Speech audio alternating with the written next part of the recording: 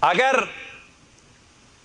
14 معصومین علیہم السلام سے منسوب تربت ہو الگ الگ، اور 14 سے مراد فرض کریں خود امام زمان علیہ السلام کے دست مبارک کی مٹی ہمارے ہاتھ میں ہو، فرض کی بات ہے، خود امام کے ہاتھ کی مٹی.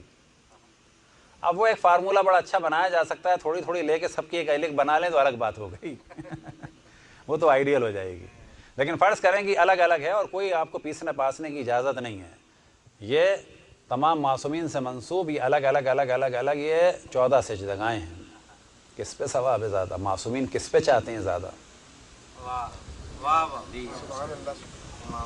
امام حسین کی تربت کا اہتمام. ان 14 میں سے اگر آپ نے امام حسین کی تربت کو منتخب فرمایا تو تمام معصومین کی خوشنودی اور ان کی خواہش یہی ہے کہ اس پہ سجدہ کرو.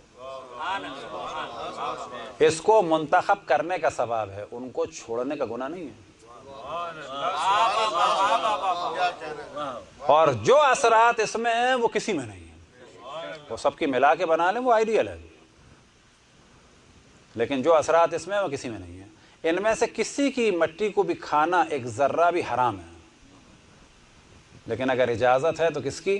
صرف قبر مطہر امام حسین سے منسوب مسور کی دال کے برابر خاص اہتمام اور احترام سے. صلوات پڑھیں پر محمد والے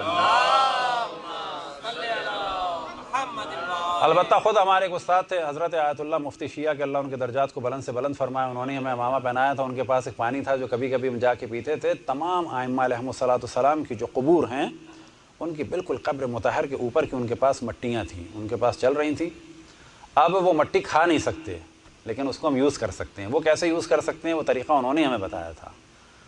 وہ پانی میں ڈال دیں، مٹی نیچے بیٹھی رہے گی، پانی پیتے رہیں، تو مٹی کھانے کی حرمت سے بھی بچ جائیں گے اور پانی بھی متبرک ہو جائے گا. صلوات پڑھیں بر محمد والے